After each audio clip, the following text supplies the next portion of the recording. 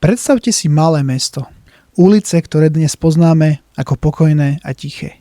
No boli časy, keď sa po nich ozýval tvrdý dupot čižiem a rozhodnutia mužov v uniforme mohli zmeniť osudy celých rodín. Dnes sa pozrieme na obdobie, ktoré nebolo jednoduché, na medzivojnové roky a obdobie druhej svetovej vojny v meste Bánovce nad Bebravou. Kto boli žandári? Boli ochranou poriadku, nástrojom štátu, alebo sa ocitli medzi mlynskými kameňmi politiky a vojny?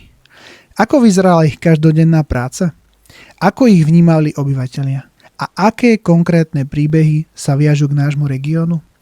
O tomto všetkom sa dnes budeme rozprávať s magistrom Tomášom Igazom, historikom, ktorý sa dlhodobo venuje téme žandárstva v období prvého slovenského štátu.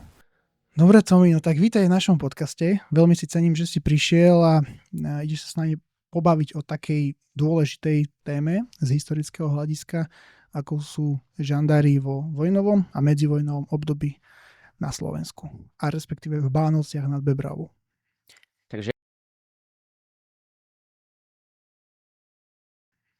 Takže ja ťa pozdravujem, Palino. V prvom rade ďakujem za pozvanie do tejto relácie, do tohto podcastu. Takisto pozdravujem našich divákov a pevne verím, že dnešná téma bude pre nich nejakým spôsobom zaujímavá a prínosná. Myslím, že toto sme vybrali celkom zaujímavú tému. História nášho mesta je celkom dôležitá. A je dobré, keď človek pozná svoju históriu. Ako sa to hovorí, že je dobré poznať svoju históriu, aby sa nezopakovala? Áno, zhruba v tomto význame. Poučí sa z nej. Tak mi povedz, že keď sa povie žandár, čo si má človek predstaviť? Je to vojak, je to policajt? Kto to vlastne je? V podstate, čo sa týka žandárstva, tak pojem je pomerne dobre vymedzený. Ide o vojensky organizovaný strážny zbor, ktorého vlastne hlavnou úlohou bolo dohľadať na verejný poriadok a bezpečnosť občanov. Takisto spadali pod žandárstvo nejaké tie kriminálne služby, vyšetrovanie v tom vojnovom a medzivojnovom období svojím spôsobom už aj riadenie cestnej premávky a podobné aktivity. Ja by som to vlastne v jednoduchosti zhrnul, že v tom období, o ktorom sa dnes rozprávame, tak v podstate žandárstvo súplovalo činnosť súčasnej polície. Tak, aby si to vedeli diváci možno trošku predstaviť. Takže v podstate to boli štandardní policajti ako dnes. Áno, s tým rozdielom, že polícia v podstate boli to štátne policajné úrady, tak ako sú dnes, ale tieto vlastne úrady neboli vojensky organizované. Tí ľudia vlastne, alebo zamestnanci, policajti, odchádzali zo služby domov rovnako ako dnes, takže to je vlastne taký základný rozdiel. No a žandári tí boli v podstate v službe 24/7. Pýtam sa preto, lebo teraz je dosť reflektovanou témou dnešní žandári. Čo vlastne vznikol nový útvar, on vznikol, myslím, že z vojenských príslušníkov. Takže nemôžeme to nejakým spôsobom porovnávať so žandármi. Práve, že porovnávať sa táto téma určite dá. Ako som spomenul, tak žandárstvo je pomerne dobre vymedzený pojem. V podstate jeho história nejakým spôsobom siaha do napoleonského Francúzska. Niekedy pred rok 1800 a už aj z toho samotného názvu, ktorý pochádza z francúzskeho jazyka. A v preklade znamená teda nejakí ozbrojenci alebo ozbrojení ľudia. Môžeme vlastne sledovať, že ide o vojenský organizovaný zbor, teda zložený a pôvodne tak aj vznikol z príslušníkov súdobej armády alebo vojakov. No a v podstate táto téma rezonovala v slovenskej spoločnosti nejakým spôsobom posledný rok. Ale za mňa poviem na rovinu, že nie je to žiadny nový vynález na Slovensku. Tým, že žandárstvo má svoju v podstate históriu a ten pojem je pomerne dobre vymedzený. A tak v podstate len obnovili niečo, čo tu kedysi fungovalo. A takisto to nie je nejakým spôsobom novinka. Ja uvediem príklad. Napríklad v súčasnom Francúzsku podnes funguje žandársky zbor, takisto v Španielsku, Portugalsku, v Holandsku dokonca a takisto aj známi talianskí karabinieri, to tiež nie sú policajti, je to v podstate žandársky zbor. No, trošku som to na teba vychrlil hneď túto tému, ale poďme trošku pozvolna na to. Povedz mi, prečo si sa vlastne venoval takejto téme, ako sú žandári, či už teda všeobecne v škole alebo pri diplomovej práci. Nie je to zrovna romantická téma a veľa ľudí z histórie má radšej také tie romantické ako králi, princovia, princezné a venujú sa takýmto romantickejším témam. Prečo si vybral zrovna toto? No, tiež to má pochopiteľne svoj príbeh, keď sa u mňa asi niekedy okolo 14. 15. roku života vyprofiloval záujem o dejiny, tak tento nejakým spôsobom smeroval k tým modernejším slovenským dejinám a špeciálne k obdobiu prvej Slovenskej republiky. No a v podstate, keď som sa začal pozvolna dostávať do nejakého kontaktu s tou históriou, vtedy ako dospievajúci chalan mladý, tak som prišiel na to, že mnohé tie témy, najmä aj povedzme vojenské dejiny, armáda, Hlinková garda, tie politické dejiny, biografie významnejších politikov z toho obdobia, všetky tieto témy boli nejakým spôsobom v historiografii ukotvené a uchopené, to znamená spracované. No a ja som sa čistou náhodou cez zberateľstvo dostal k tomu, že vlastne v tom období na Slovensku fungoval nejaký žandársky zbor. No a čo sa týka žandárstva ako takého v sledovanom období, tak u nás na Slovensku to je v podstate biele miesto v historiografii, takmer vôbec nie je spracované a uchopené. Je to taká téma, ktorá leží skladom a ľadom. A samozrejme pochopiteľne otvára priestor na to začať sa aj venovať. No a z toho u mňa vyplývala taká zvedavosť, prečo som sa vlastne rozhodol, že sa budem uberať týmto smerom. A takisto aj nejakým spôsobom potenciál a priestor na to priniesť niečo nové. Pretože témy, o ktorých už bolo toho kopec popísané, nepredstavovali tak poviem, niečo tak zaujímavé a nedávali priestor na to priniesť nejaké nové poznatky, kdežto naopak žandárstvo určite dávalo. No a v podstate pred nástupom na vysokoškolské štúdium sa ku mne dostal úplne čirou náhodou jeden kultový český seriál, boli to Četnické humoresky. Nemyslím teraz ten starý z prvej Československej republiky, ale ten novodobejší, natočený niekedy na prelome 90. rokov a milénia, ktorý ja keď som si vlastne pozrel a tento seriál ilustroval vlastne život a tú službu četníkov v Československu v druhej polovici 30. rokov, tak ma vlastne táto téma absolútne oslovila a pohltila, no a to bola vlastne ako keby taká posledná bodka k tomu, kedy padlo v mojom vnútri finálne rozhodnutie, že sa budem teda venovať tejto oblasti. Takže žandárske humoresky môžu za to, že si vyštudovaný historik. Žandárske, nie četnícke. Prepáč, četnícke. Ale možno je to priestor na to natočiť niečo podobné v budúcnosti na Slovensku. Je to naozaj zaujímavá téma, ale dobre si našiel, že keď si spracoval aj tú diplomovú prácu, že je to vec, ktorá nie je, ako to povedať, nie je to otrieskaná, alebo taká téma, ktorú spracovala každý, že našiel si naozaj tú dieru na trhu.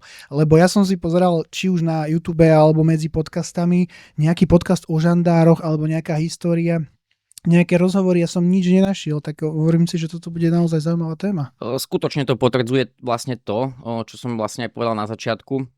Táto téma nie je takmer absolútne spracovaná nejakým spôsobom, čiže na internete by si toho veľa nenašiel, alebo lepšie povedané nič a hľadal by si márne. No a takisto podobná situácia je vlastne aj v tej historiografii. Nejaké práce vznikli možno v časovom horizonte posledných 10-15 rokov, ale je to skutočne minimum. A ja to opäť zopakujem, táto téma vlastne poskytuje obrovský priestor a svojím spôsobom aj výzvy, možno pre mladých ľudí alebo pre historikov, pre slovenskú historiografiu celkovo. No a v podstate ponúka široký potenciál na nejakú realizáciu. A takisto si myslím, že táto téma je nejakým záväzkom, ktorý by mala tá slovenská historiografia splatiť nejakým spôsobom. Pretože ja ešte poviem, prepáč, žandárstvo ako také súdobe tvorilo skutočne každodennú súčasť životov bežných občanov. Ja to zvyknem prirovnávať k funkciám ako poštár, prípadne farár v obci. Jednoducho tí ľudia boli so žandármi v každodennom kontakte. A predpokladám, že to boli také kapacity tých dedín, lebo kedysi naozaj, keď si mal nejaký problém alebo niečo si potreboval riešiť, tak za kým si išiel, že buď farár, alebo učiteľ, alebo na žandárskú stanicu, presne tak. Sťažovať sa. Či už sťažovať sa, alebo možno niekoho oznámiť, nahlásiť, ale áno.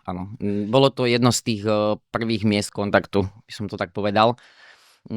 Ja len doplním, že kapacitami by som to nenazval, ale žandári vo svojej dobe boli pomerne vážení, spoločensky dobre situovaní ľudia, alebo teda funkcia, ktorú zastávali. Takisto tá žandárska služba alebo četnícka služba bola finančne veľmi dobre ohodnotená, čiže ponúkala isté lákadlo aj pre tých uchádzačov o túto službu. No a v podstate v tom sledovanom období, ale aj v období tej prvej Československej republiky alebo ešte Rakúsko-Uhorska, už len to, že človek nosil vlastne služobnú uniformu, tak poskytovalo istý spoločenský status. Status, úroveň.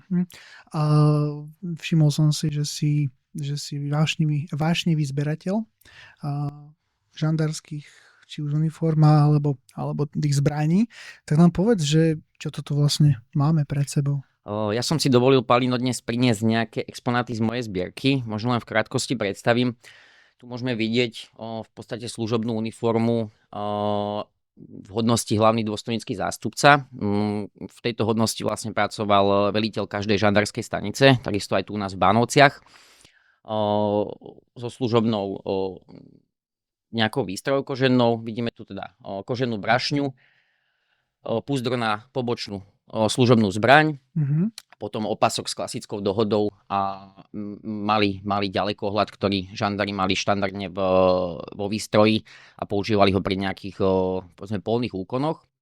Potom tu máme štandardnú žandárskú brigadierku, akú nosili vlastne v sledovanom období.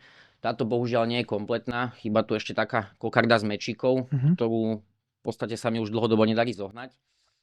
No a tu na stole môžeme vidieť pobočné tzv. Chladné zbrane, ktoré zase na oplátku nosili v podstate príslušníci tej najväčšej zložky v rámci žandárstva, a to bol teda zbor strážmajstrov. To boli práve tí pochôdzkári a žandári, ktorí dennodenne vlastne pôsobili v teréne.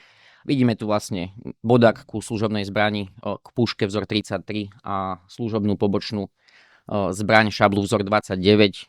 V podstate tieto čísla určujú rok zavedenia do výzbroje. Tá výzbroj sa nejakým spôsobom nelíšila v tom medzivojnovom a vojnovom období. Veľké zlomy a zmeny nastali až po vojne v súvislosti s nejakou modernizáciou. Predpokladám, že to asi nebude lacný koníček. Určite, čo sa týka zbierania reálí po četníkoch alebo žandároch, je to finančne extrémne náročné. Tam je reč o 3 až 4-ciferných sumách.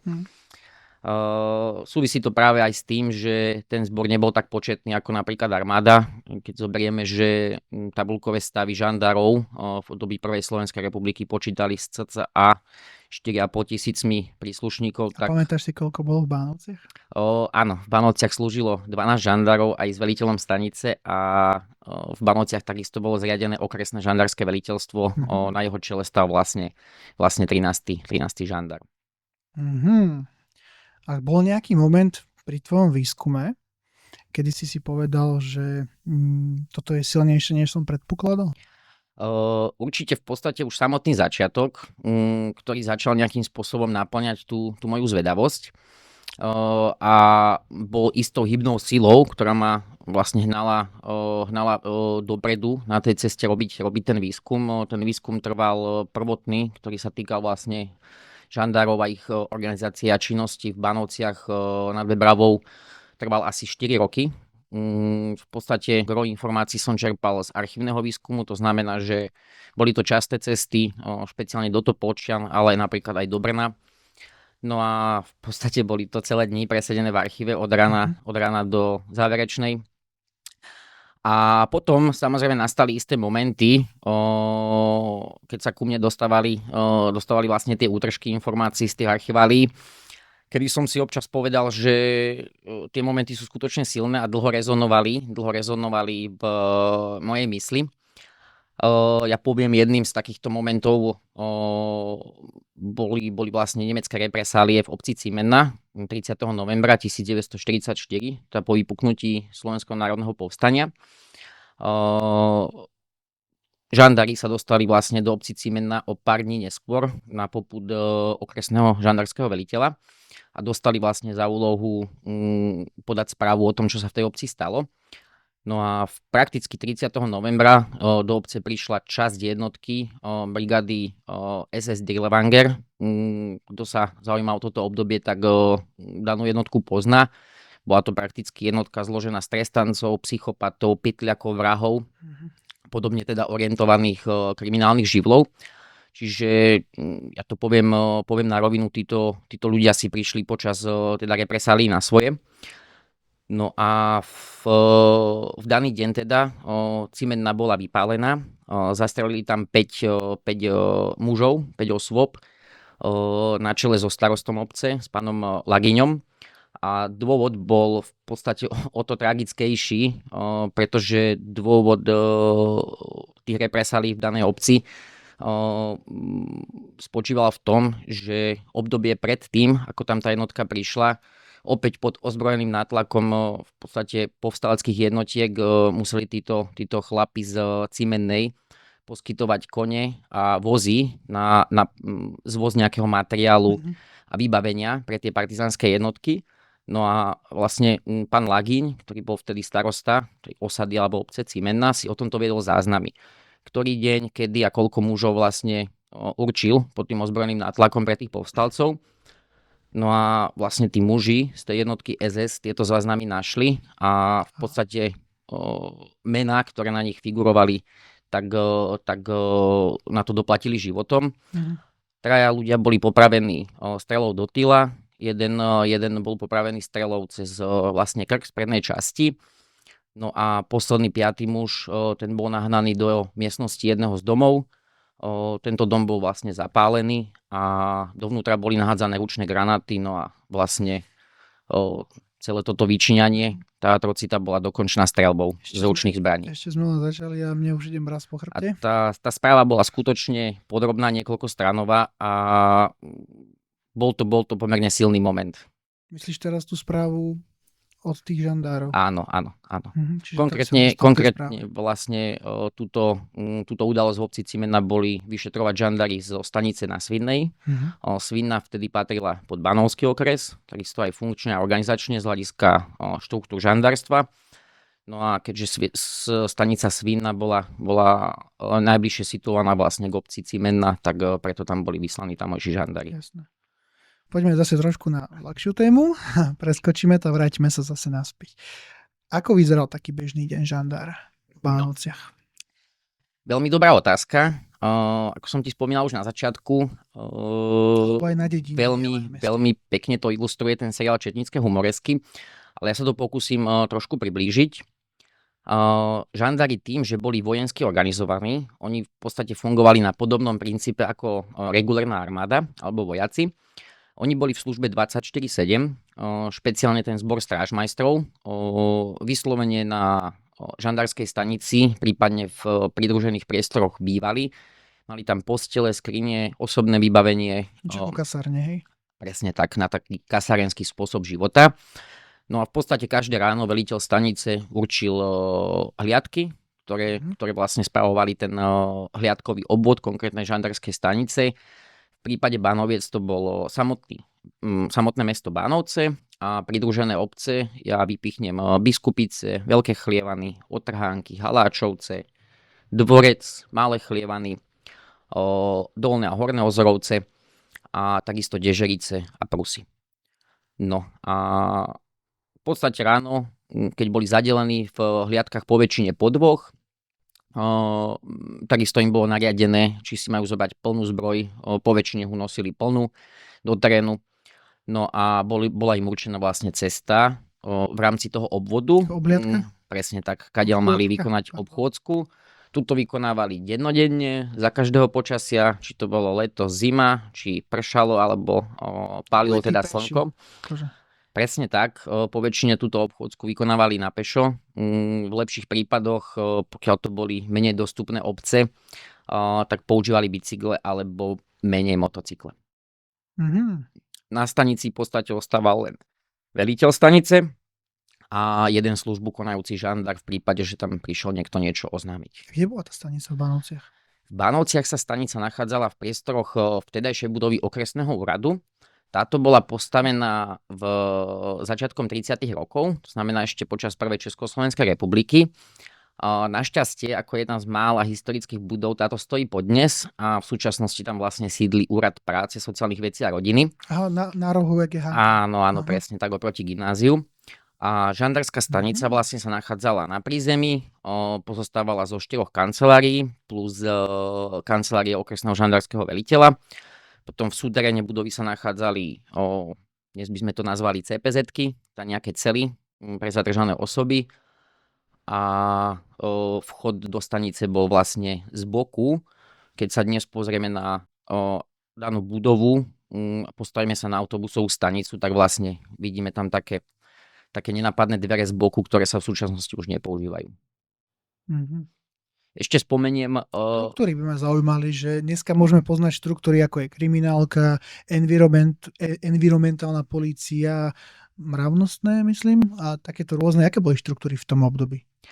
Ešte spomeniem, Palino, k predošlej otázke. Oproti vlastne okresnému úradu vtedajšiemu sídlil okresný súd v Bánovciach nad Bebravou a to je vlastne v súčasnosti gymnázium Janka Jesenského. Čiže tie budovy, ktoré majú nejakým spôsobom spojenú tú históriu a funkčnosť sa zachovali podnes. Čo sa týka organizačnej štruktúry, tým, že zbor bol organizovaný vojensky, tak používal vlastne vojenskú hierarchiu. Naviazaný bol alebo tá organizačná štruktúra bola naviazaná na verejnú vnútornú správu, to znamená na sieť okresov, okresných úradov, sídel žup. To znamená, že v sídle každého okresu, ktorým bolo teda aj Bánovce, Bánovce vtedy nebolo mesto, bola to obec so štatútom okresu, sídlila žandárska stanica a okresné žandárske veliteľstvo, ktoré malo vlastne v celom danom okrese ešte vysunuté nejaké žandárske stanice, kde poväčšine slúžili 3, maximálne 4 žandári. To gro toho mužstva vlastne sídlilo v mieste toho okresu. Nadriadeným boli župné žandárske veliteľstva, ktoré sídlili vlastne v miestach v sídlach žup. V našom prípade to bolo vlastne Trenčín. Vo väčších mestách takisto na podobnej úrovni fungovali tzv. Oblastné žandárske veliteľstva. No a potom v Bratislave tam bolo tzv. Hlavné veliteľstvo žandárstva na Slovensku, ktoré potom priamo spadalo pod ministerstvo vnútra. Toto žandárske veliteľstvo malo niekoľko rezortov alebo správnych oddelení. Tam fungovala vlastne napríklad hospodárska správa, nejaký styčný dôstojník s armádou, potom časť oddelenia pracovala vlastne priamo pre ministerstvo vnútra. No a v rámci tejto štruktúry pracovalo v Bratislave aj žandárske školstvo, to je vlastne obdoba súčasnej školy pre policajtov v Pezinku. Myslím, že v Pezinku to je. Pezinku je teraz. No a v súvislosti s nejakými zmenami spoločnosti, samozrejme sa táto štruktúra dotvárala. Ja vypichnem stopovacie žandárske stanice, ktoré práve mali za úlohu pátrať po nejakých či už nezvestných osobách, alebo po osobách, po ktorých bolo vlastne vyhlásené pátranie. Ďalej fungovala sieť tzv. Žandárskych cestných kontrolných staníc. Hovoríš tie štruktúry v Bánovciach. V Bánovciach nie. V Bánovciach v podstate fungovala len tá žandárska stanica a okresné žandárske veliteľstvo. Oni riešili všetko? Áno, absolútne všetko. Čiže nebol žiadny špecializovaný na niečo, ale museli riešiť všetko? Žandári boli vyslovene predĺženou rukou zákona a vlastne tých štátnych úradov správy vnútornej a riešili absolútne všetko. Čiže nie len nejakú kriminalitu, priestupky, hliadkovaciu činnosť v danom obvode. Takže od vražd až po pokuty za parkovanie. Presne tak. Zbrojné lístky, vodičáky, evidenciu zbraní v prípade polovníkov. Dokonca keď došlo k požiarom, tak dnes poznáme, funguje nejaká polícia požiarna alebo nejakí vyšetrovatelia na úrovni hasičského zboru. V tej dobe toto zastrešovali vlastne žandári. Pamätám si jeden prípad, keď vo Veľkých Chlievanoch vyhorel pomerne veľký kozol slámy, tak tam boli za tým, myslím, tedy nejaké deti, ktoré ukradli doma zápalky. Hej, taká klasika, ktorá sa stáva aj dnes. No vidíš, to je, zrovna si mi nahral na otázku, že aké boli najčastejšie priestupky, alkohol, bitky, krádeže? Čo bolo najčastejšie? Dobrá otázka, Pali. Ja by som si dovolil ju nejakým spôsobom rozdeliť na dve časti. Časť tých priestupkov v podstate bola bežná, absolútne spoločnosti a nejakým spôsobom nesúvisela s tým obdobím Prvej Slovenskej republiky a s jej autoritatívnym režimom. A druhá časť potom vlastne súvisela s tým, aké osoby režim nejakým spôsobom potieral. To znamená také dve hlavné skupiny, určite príslušníci bývalých ľavicových strán, sociálnej demokracie, komunisti a potom na druhej strane teda bohužiaľ aj tragická časť našich dejín, židovské obyvateľstvo. To sa ešte opýtam špeciálne. Čiže toto je ako taká samostatná téma, inak tie priestupky boli absolútne bežné, od nejakých krádeží, dokonca autonehôd v tej dobe, kedy si dovolím tvrdiť, že prešlo po bežnej ceste auto za deň asi 2-krát. Tak spomínam si na jeden prípad z októbra 1940, zrovna tu medzi cestou, medzi Dežericami a Horňanmi došlo ku zrážke vlastne konského povozu s povozníkom s vojenským automobilom, ktorý vtedy išiel zo správy vojenského žrebčina v Motešiciach. Povozník vlastne v zákrute vybehol do protismeru, auto ho zrazilo a v podstate aj na mieste zahynul. Čiže aj takéto prípady sa stávali. Je to pomerne zaujímavé, keď vieme, akým spôsobom ten automobilizmus nebol ešte v danej dobe rozvinutý. Ale stalo sa. No a potom, čo sa týka tej strany perzekovania vlastne, nazvime to nepriateľov vtedajšieho štátneho režimu totalitného, tak častokrát sa vlastne diali rôzne lustrácie týchto osôb, domové prehliadky zamerané na získavanie nejakých materiálov, či už kníh, zoznamov vlastne stranníkov, letákov propagačných a podobných záležitostí. A potom v prípade toho židovského obyvateľstva tam bol ten diapazon nariadení pomerne široký. Ale bežnou súčasťou vlastne tej žandarskej služby bola kontrola rôznych opatrení, ktoré boli zamerané vlastne na vyradenie tej židovskej komunity zo vtedajšieho kultúrneho, spoločenského, hospodárskeho života celkovo na okraj spoločnosti. Napríklad kontrolovali aj také bežné veci, ako bolo vlastne dodržiavanie nariadenia o označení tou Dávidovou hviezdou na oblečení, kontrola cien na trhoch, hej, pretože Židia do nejakého obdobia mohli ešte na trhy chodiť predávať podobné záležitosti. A toto len tak, teraz sa ťa pýtam už takú v skratke, lebo už sme sa o tých zbraniach bavili, že teda nosili chladné zbranie, ale nosili aj nejaké strelné, že? Boli to pušky alebo presne tak. pištole? Dobrá otázka. Bolo to aj. Poviem k tomu niečo bližšie. Tým, že žandári boli teda vojensky organizovaný zbor, tak tá výzbroj bola ďaleko širšia ako v prípade bežnej štátnej polície alebo nejakých obecných úradníkov. Čo sa týka zboru strážmajstrov, tak v podstate hlavnú výzbroj tvorila puška vzor 33. Bola to krátka karabína na vtedy používaný štandardný vojenský náboj 8x57 mm. Čiže najčastejšie nosili pušky a pištole. Nechcem tu už zbytočne túto tému nejak veľmi naťahovať. Pušky, k ním aj pištole ako pobočnú zbraň a k tomu vlastne ešte tieto dve chladné zbrane. To bola plná výzbroj žandára. Čiže mali aj strelné zbrane. Áno. Koľko sa to všetko nosí zo sebou? No, nebolo to boh vie čo. Keď si predstavíme, že vo voľnených uniformách v lete v 30 stupňových horúčavách peši obehnúť polovicu okresu, tak na jednej strane to bolo dobre platené povolanie, ale na druhej strane aj teda určite náročné. A môžeme sa postupne dostať k tým ťažším témam. Kedy sa zo zákona stával nástroj nátlaku? Zaujímavá otázka, ktorá by bola určite predmetom samostatného rozhovoru.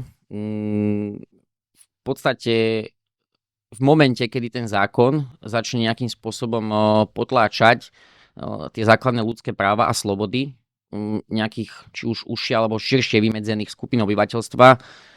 Vieme, že v prípade Prvej Slovenskej republiky to bolo predovšetkým to židovské obyvateľstvo, ale takisto aj príslušníci bývalých ľavicových strán. A de facto dá sa povedať, že veškerí odporcovia vlastne toho ľudáckeho autoritatívneho režimu, ktorý tu v tej dobe fungoval, tak určite táto téma súvisí so žandármi, ale ja by som dopovedal k tomu, žandári, tí mali zo zákona striktne definované byť apoliticky. Oni napríklad v mierových časoch, a to platilo aj v období pre Československej republiky, nemohli ani voliť, nemali volebné právo. Dokonca aj také bežné veci ako sobáš, on museli dostať špeciálne povolenie. A čo je dôležité povedať, tak žandári boli v podstate zložkou tej výkonnej moci, nejakou predĺženou rukou zákona a ich hlavnou úlohou bolo posudzovať nejaký skutok, skutkovú podstatu, konanie alebo nejakú udalosť a posúdiť, či táto bola v medziach zákona alebo mimo neho. Oni v podstate nejakým spôsobom neriešili obsah toho zákona. Ten obsah pochopiteľne spadal pod slovenskú vládu a pod tú zákonodárnu moc. Pýtam sa preto, lebo iste všetci dobre vedia, že v Bánovciach bola široká židovská komunita. Máme tam koniec koncov synagógu, terajší evanjelický kostol a rozsiahlý cintorín židovský. Tak preto sa pýtam, že akú úlohu zohrávali bánovskí žandári pri deportáciách? No, bohužiaľ, táto tragická časť našich dejín neodmysliteľne patrí teda k obdobiu prvej Slovenskej republiky a bolo by veľmi naivné sa domnievať, že žandárstva ako takého sa nedotkla. Ja len na okraj spomeniem, že v podstate už v roku 1939 museli žandári dokladovať tzv. Árijský pôvod dve generácie zozadu, čiže jedna z absolútne prvých vecí bola tá, že Židia boli vylúčení z akejkoľvek štátnej služby, teda aj zo žandárskej.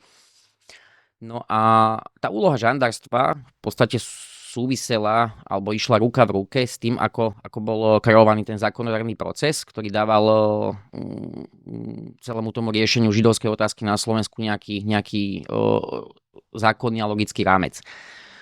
Spočiatku, ako som už nespomínal, išlo o kontrolu rôznych nariadení, to znamená nosenie označenia Davidovou hviezdou, prípadne u Židov, ktorí mali výnimky ako hospodárski Židia, tam existovalo špeciálne označenie. Ďalej žandári museli kontrolovať, či sa Židia nezdržiavajú na verejných miestach, keďže oni boli postupne vytlačení z tohto priestoru. Riešili záležitosti typu práca vtedajšou hantýkou kresťana alebo kresťana Slováka u Žida a podobne. Samozrejme tie perzekúcie sa postupne prehlbovali a v podstate veľká časť z kontroly tých nariadení padla na vrúb žandárstvu. Postupne to zachádzalo až do takých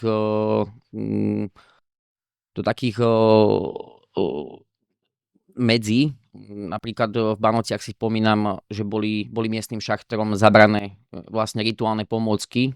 Šachtery, židovskí šachtery, to boli vlastne mesiari, ktorí boli zodpovední za porážanie vlastne zvierat. Áno, ale takým spôsobom, aby to mäso bolo košer, teda hej, z hľadiska toho ich náboženstva. Čiže postupne im všetky tieto základné práva boli odnímané. Až napokon teda v roku 1942 došlo ku deportáciám židovského obyvateľstva. V podstate žandári poväčšine dostávali na starosti eskortovanie tých skupín obyvateľstva, či už do zaisťovacích táborov, alebo potom do rôznych zberných stredísk, odkiaľ teda, ako vieme, napokon smerovali z nášho územia poväčšine teda do koncentračného tábora v Osvienčime. Spomínam si, že prvý transport, ktorý transportovali vlastne žandári, ten zahrňal vlastne židovské ženy a tento bol smerovaný do Bratislavy, do fabriky Patronka, kde vtedy bol zriadený pracovný tábor. Vyrábala sa tam munícia, od toho ten názov Patronka Patron. Potom v priebehu leta 1942 začali z nášho mesta rodinné transporty. Bavíme sa stále o Bánovciach. Áno. A napokon skončili niekedy na jeseň 1942. Indície naznačujú, že žandári veľmi neradi chodili na tieto vlastne doprovodné alebo sprievodné nejaké kontroly. Pravdepodobne z morálneho hľadiska. Veľa z nich, ktorí slúžili v období prvej Slovenskej republiky, bolo vlastne vychovaných v období toho prvého Československa a zažili ten demokratický režim politický, ktorý tam vlastne panoval, takže určite nejakým spôsobom tá morálka začala klepať niekde na tie dvere. A ja si pomôžem jednou spomienkou z nedalekej Prievidze, kde bol spracovaný snáď asi jediný osobný rozhovor a pravdepodobne posledným príslušníkom žandarstva. Táto kniha vyšla pred 15 rokmi a tento žandar, strážmajster Gustav Polčík v podstate spomínal, že žandári veľmi neradi chodili na tieto doprovody toho židovského obyvateľstva, či už do tých pracovných táborov alebo zberných centier. Boli aj také nejaké, boli v tvojej diplomovke, alebo teda keď si robil pracovnú na tej diplomovke, našiel si aj takých žandárov, že povedzme kryli nejako židov, alebo zatajovali, alebo vedeli o niekom, schovávali niekoho a podobne? Priamo nie, to si samozrejme nemohli dovoliť. To nešlo a myslím si, že by si to nikto nezobral minimálne do vypuknutia povstania na vrub.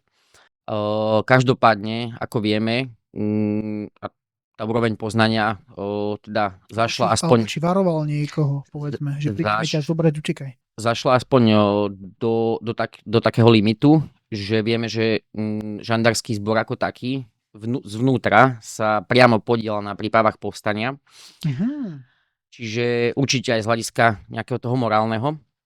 A priamo síce Palino nikoho neskrývali, ale žandári mali takú kľúčku v tom. A to je niečo, čo sa reálne dialo, hlavne od roku 43, potom 44, kedy v podstate posielali falošné hlásenia s nepravdivými údajmi, to znamená prehliadali nejakú tú odbojovú činnosť, tie prípravy. Takže tam je taká svetlejšia chvíľka našich dejí. Určite po tejto stránke áno. Každopádne celková miera zapojenia žandárov do povstania, tá určite bude musieť byť v budúcnosti ešte predmetom ďalšieho skúmania. Takisto si budeme musieť zodpovedať otázky toho, čo pokladáme za zapojenie sa do povstania a do odbojovej činnosti, či nejakú aktívnu alebo pasívnu činnosť, napríklad pasívnu vo forme prehliadania niečoho, čo by normálne mali nahlásiť a podobne. To je dobré, že sa našli takíto odvážni žandári, ktorí riskovali v podstate aj svoj život. Ono v podstate život riskovali určite v tom období. Veľa zrada, alebo ako to nazvať. Neviem, ako to bolo presne kvalifikované z hľadiska tej legislatívy. Každopádne po vypuknutí povstania, keď tu teda riadila nemecká okupačná moc, tak sú prípady, kedy nie jeden žandár vlastne zaplatil za účasť v povstaní životom. Samozrejme, najmä na území toho stredného Slovenska, kde prebiehali nejakým spôsobom priame boje. Každopádne existuje jeden prípad aj z nášho okresu. Konkrétne ide o žandára zo žandárskej stanice z Uhrovca, ktorý zahynul vlastne ako člen odboja. Nie partizán, on bol stále ako žandár v žandárskej uniforme, ale pridal sa vlastne k tomu partizánskému hnutiu a... Akože z vonku. Áno. Zastrelený bol vlastne počas bojov v katastri obce Horné Naštice. Čiže on bol ten, čo dával, povedzme, falošné hlásenia? Nie, tí normálne pracovali v službe ďalej na stanici. Tento žandár, ktorý zahynul, na konci obce má vlastne aj pomník, by si chcel niekedy Satansku zastaviť, tak on sa priamo ako keby vylúčil z toho zboru a pridal sa k tomu ozbrojenému hnutiu. Jasné, rozumiem. Bol to myslím, že Karol Kremnický. Mladý žandár v nedalekej Petrovej Lehote, po ňom ostala žena a dieťa. Čo je z môjho pohľadu zaujímavé. Očividne tam ten ideologický motív musel byť pomerne silný, keď napriek tomu, že doma ho čakala žena a dieťa, bol ochotný sa teda pridať na stranu toho ozbrojeného vystúpenia. Pretože ešte poviem, mnoho žandárov, hlavne starších, ktorí poväčšine mali doma ženy a deti, tak volili skôr tú pasívnu formu. Hej, akože ich hlavný motív bola ochrana vlastnej rodiny a seba samého. Čo je absolútne pochopiteľné z toho ľudského hľadiska. Bol niekedy príbeh taký silný, čo si teda našiel v tých archívoch, že by sme o tom mohli spraviť samostatnú epizódu? Konkrétne tu v Bánovciach... Cimenná napríklad je celkom... By som povedal, že asi táto cimenná, napríklad činnosti tejto jednotky Dirlewanger v našom okrese, ale aj v širšom okolí sa venoval kamarát kolega Vladimír Krajčovič, čiže s ním by sa dalo na túto tému určite nejakým spôsobom porozprávať. A myslím si, že to bol taký aspoň doposiaľ, kam moje poznanie siaha, tak bol to taký najsilnejší prípad alebo udalosť, ktoré sa žandári venovali. Takže hovoríš, že máme tu aj hrdinov medzi žandármi. Alebo tam mali sme počas druhej. Určite áno. Konkrétne aj tu v Bánovciach, keď to zoberiem, ako sa hovorí, ryba smrdí od hlavy, tak priamo okresný žandársky veliteľ bol nadporučík výkonný Štefan Mikula. Ten pochádzal niekde od Dobrej Vody. To je obec, myslím, že niekde pri Piešťanoch, Trnave. Tak napríklad on ako okresný žandársky veliteľ po vypuknutí povstania nejaké 2-3 mesiace neposielal hlásenia. Absolútne vôbec, čo bola jeho základná služobná povinnosť. Tie dôvody budú asi prosté. Nejakým spôsobom si chcel držať otvorené dvierka zadné. Ja ho absolútne chápem, doma mal ženu a 3 dcery v služobnom byte v Bánovciach. Napokon v závere roka 1944 bol vlastne aj vyšetrovaný nemeckými bezpečnostnými orgánmi. Každopádne obstál na tú dobu ešte dobre a stálo ho to teda len suspendovanie zo služby. To veľmi dobre.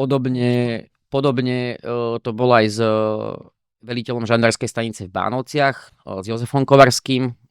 Ten napríklad nosil takúto uniformu v hodnosti hlavný dôstojnícky zástupca.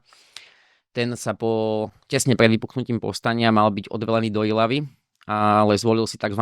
Maroderskú politiku, že snažili sa nájsť si nejaký dôvod tí žandári a hodiť sa na marotku. Tým pádom všetky služobné úkony, ako aj odvelenie, išlo bokom.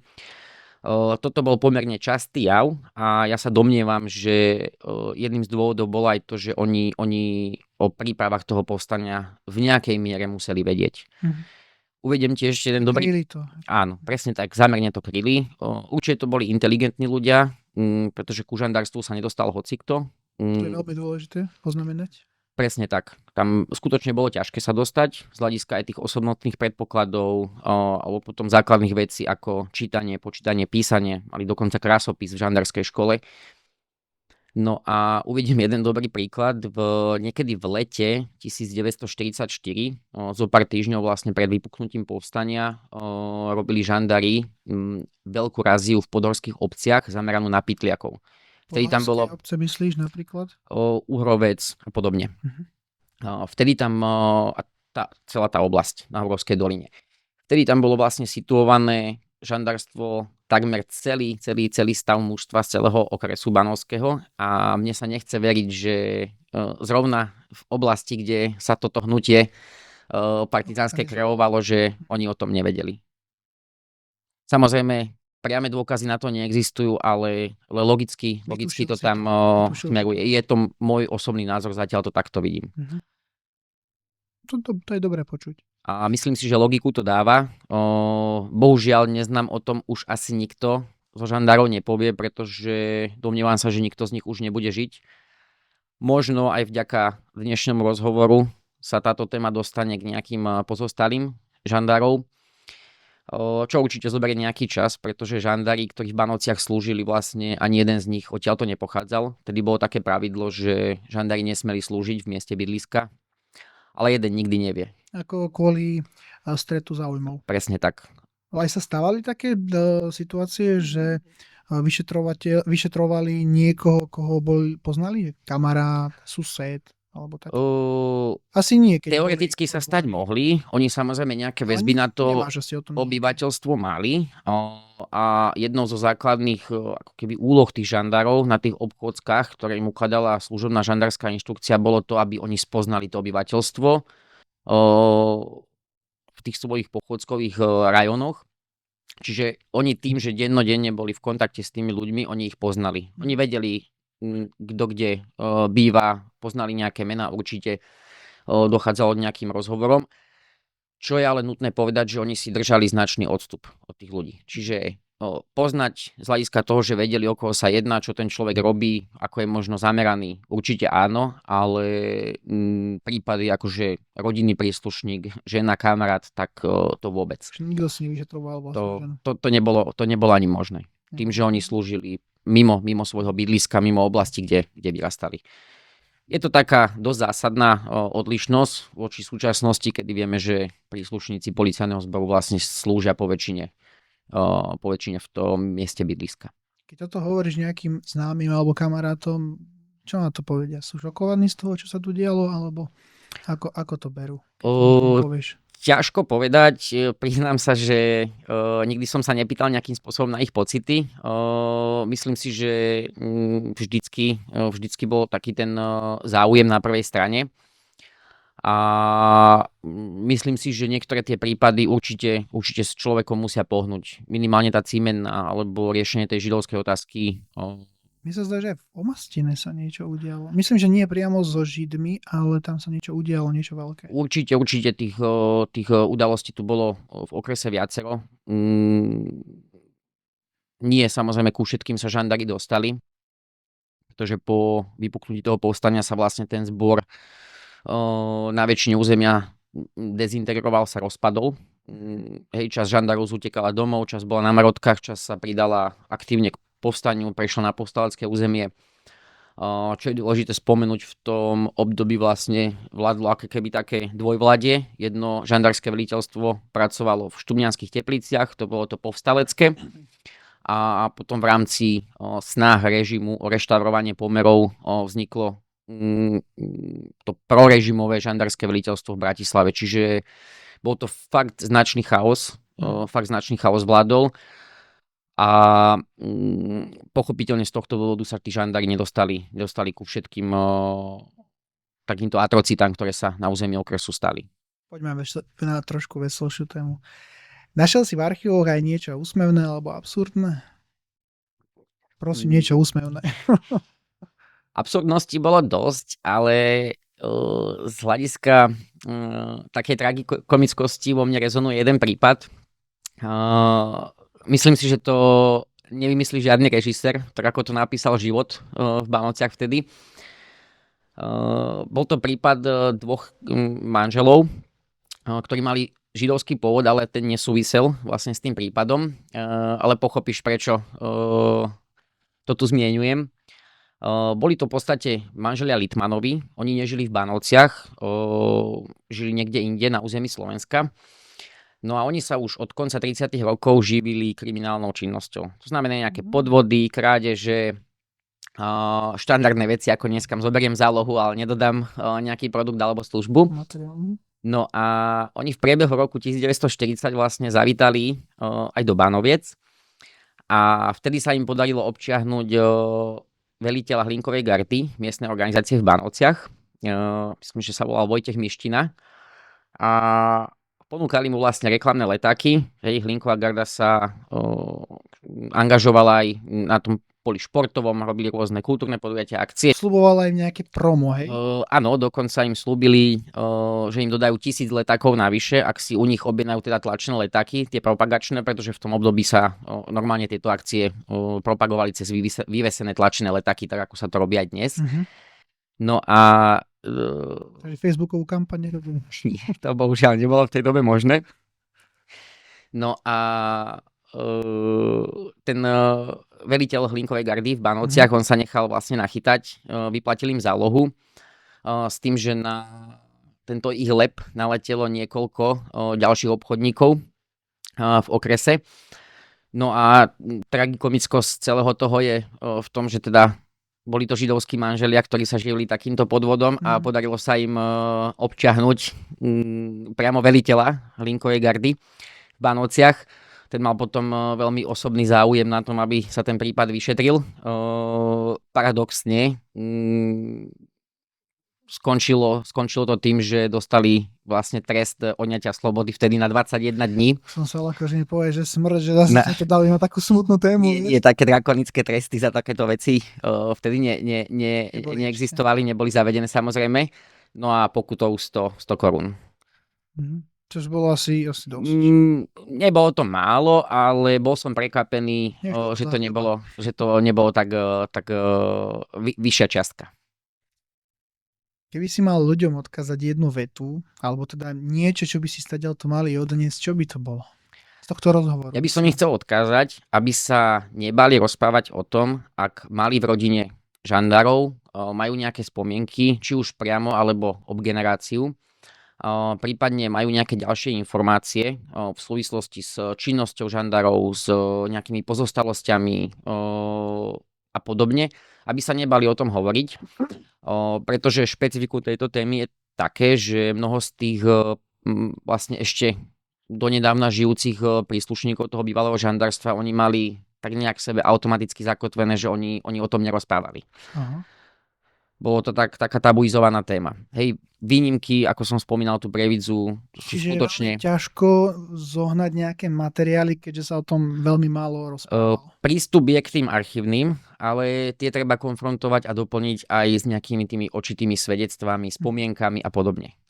Toto by som ja veľmi, veľmi rád, keby sa podarilo. Takže keby sa niekto našiel, čo nám vie niečo povedať, tak tu je Tomáš Igas z Biskupíc a môže o tom informovať Tomina. Ja budem určite rád. Nebojte sa ľudia. Minimálne by došlo k nejakému rozhovoru, možno nahraťu nejakých materiálov, prípadne ak by ste mali nejaké pozostalosti, tak k digitalizácii za účelom štúdia. Alebo krížik. Na brigádierku. Nepočítam, že by sa u niekoho takéto veci dochovali, ale ak áno, tak samozrejme vieme sa dohodnúť aj na odkúpení za nejakú reálnu trhovú cenu. Dúfam, že sa to dostane k čo najviac ľuďom, aby ti mohli takýmto spôsobom tiež pomôcť. Blížime sa k záveru, tak tu mám asi posledné také najzaujímavejšie otázky, že prečo je podľa teba dôležité sa k týmto témam vraciať aj dnes? Ja poviem tak, že už to tu dnes bolo naznačené. Ty si povedal na úvod nášho dnešného rozhovoru, že z histórie by sme sa mali poučiť, čo bohužiaľ veľakrát v spoločnosti nefunguje. Ja som si dneska kvôli tomu dal aj takéto tričko. To si videl na začiatku. Neviem, či to bude vidieť, ale je tam teda napísané, že kedy sa už zo mňa konečne poučí, že sú tam všetky, no je tam veľa znázornených milníkov, našej histórie, ktoré sú bohužiaľ smutné. No a druhý dôvod je prozaický, ja som ho už tiež dneska spomenul a to je to, že konkrétne žandárstvo je v podstate bielým miestom v našej historiografii. A aj tým, že ľudia budú o tom slobodne rozprávať, pretože dnes tu možnosť máme, dnes nebude nikto nikoho perzekovať za to, čo sa dialo pred 80-90 rokmi. A v podstate aj ľudia môžu takýmto spôsobom prispieť svojou troškou k tým poznatkom a k zaplneniu toho bieleho miesta. A ja osobne sa domnievam, už som to tu tiež dnes spomenul, tým, že žandárstvo tvorilo každodennú súčasť súdobej spoločnosti, tak svojím spôsobom máme o nej čiastočne deformovaný obraz, pretože tam chýba zaplniť to biele miesto vlastne. A to si tu ty, aby si takéto informácie... Myslím si, že toto je téma nie pre jedného človeka, ale pre možno niekoľko desiatok ľudí na spracovanie, dokonca na celý život. Skutočne sú tam široké možnosti, takže ak by to niekoho do budúcna zaujímalo a chcel sa vydať na podobnú cestu, pretože ja sa tomu samozrejme nevenujem naplno prioritne, zamestnanie mám úplne iné, ale snažím sa tomu aj popri zamestnaní venovať, tak určite budem nápomocný, ak by sa niekto rozhodol. Čiže čo sa týka toho, že prečo je dôležité sa k tým témam vraciať, a je určite kvôli tomu, že keď to históriu človek nepozná, tak je odsúdený na to si ju zopakovať. Čiže poučme sa z tej histórie, aké zverstvá, aké veci sa diali aj počas tej druhej svetovej vojny a nedovolme, aby sa to opäť zopakovalo. Absolútne súhlasím, Palino, s tým, čo si dodal na záver. Poučme sa z tej histórie, počúvajme tých historikov a učme sa. Je to dôležité. Posledná otázka na záver. Čo máš ďalšie v pláne? Dobrá otázka. Ak teda máš niečo. Určite niečo v pláne je. Ja sa priznám a nasypem si trošku popol na hlavu, že nejaké moje plány v tejto oblasti už dlhodobo ležia popolom a padá na ne prach v políčke. Ale ak by som mal teda povedať, čo sú konkrétne moje plány, tak určite by som sa chcel dopatrať k pozostalým a k rodinným príslušníkom a vlastne tých žandarov, ktorí v Banovciach v tej dobe slúžili, čo je teda dosť neľahká úloha, pretože o mnohých neviem ani odkiaľ pochádzali a kde vlastne zakotvili v tom povojnovom období. Tým pádom nemám poňatia, kde by som mal hľadať týchto vlastne rodinných príslušníkov a následovníkov. A potom taká druhá téma, ktorú by som chcel spracovať, ide o jednu organizačnú zložku žandárskeho zboru, konkrétne o žandárske pohotovostné oddiely. Ja by som ho prirovnal asi k takým rezervným jednotkám, niečo podobné ako sú dnes PMIčkari. V slovenskej historiografii sa aktuálne mylne vníma to, že tieto jednotky vznikli v súvislosti s povstaním, podobne ako pohotovostné oddiely Hlinkovej gardy. Ja som sa počas teda môjho výskumu dopatral k tomu, že táto organizačná zložka žandárstva fungovala ďaleko predtým a dokonca už v období prvej Československej republiky mala rôzne úlohy, okrem teda situovania nejakej rezervnej skupiny žandárov, takisto aj vzdelávacie aktivity nových príslušníkov, ktorí sa k zboru pridali alebo boli prijatí. No a toto by som chcel vlastne nejakou štúdiou korigovať a spracovať. Takisto potom samozrejme aj ich účasť v povstaní, pretože paradoxne dnes sa vníma, že vznikli ako odpoveď režimu po vypuknutí povstania za účelom jeho potlačenia, ale paradoxne časť týchto jednotiek sa priamo pridala k povstaniu. Čiže sa stal presný opak toho, čo sa dnes plánovalo. Nie, čo sa plánovalo, ale presný opak toho, čo dnes historiografia si myslí, že sa stalo. Aha, Čiže tomuto by som sa chcel najbližšie povenovať. Ty si mi tuším niečo spomínal, že môžeš na budúce prísť zase do podcastu v spojitosti s Preglejkou Bánovskou, že? Čo si mi spomínal? No, počas štúdia som sa venoval aj Preglejke, v podstate v období prvej Slovenskej republiky. Takisto. Nechcem to nejako extra rozvíjať, aby sa ľudia mohli tešiť na ďalší podcast, tak len zbežne povedz, čo si robil. Ja len poviem, že bola to vtedy asi najväčšia fabrika v Banovciach. V Banovciach v tom období, ale aj pred slovenským štátom teda malo hlbokú tradíciu stolárstvo a nábytkársky priemysel. No a Preglejka vlastne vznikla niekedy na konci 30. rokov a naplno svoju činnosť vlastne rozvinula v období prvej Slovenskej republiky za účelom toho, aby vyrábala vlastne suroviny pre výrobu toho nábytku vyslovene pre banovských stolárov. Oni si tú firmu založili, tu boli samozrejme na to predpoklady. Vieme, že Preglejka ako firma stála vedľa myslím, že Bebravy, čiže tam bol zdroj vody, takisto v okolí Banoviec sú lesy bohaté na drevo, takže tie predpoklady na rozvoj toho stolárskeho priemyslu tu boli. No a banovský nábytok bol vlastne vychýrený, či už v období prvej Československej republiky, alebo aj potom za slovenského štátu. Čiže určite tiež zaujímavá téma z hľadiska nášho regiónu. Vidíš, takto sa môžeme stretnúť zase na budúce. Vždycky môžeš spracovať nejakú časť dejín Bánoviec a kľudne môžeme dať takéto extra podcasty a môžeme sa rozprávať o veľa.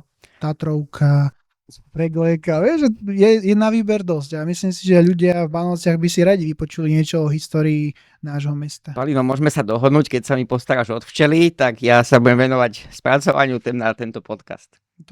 Ináč toto je aj vášnivý včelár, takže keby mal niekto chuť na medík, tak není problém v Biskupiciach. Dobre, Tomino, veľmi pekne ďakujem za rozhovor, bolo to, ako ja hovorím, veľmi výživné a poučné a dúfam, že sa opäť uvidíme niekedy ešte. Ďakujem, Palino, a teším sa na naše ďalšie stretnutie.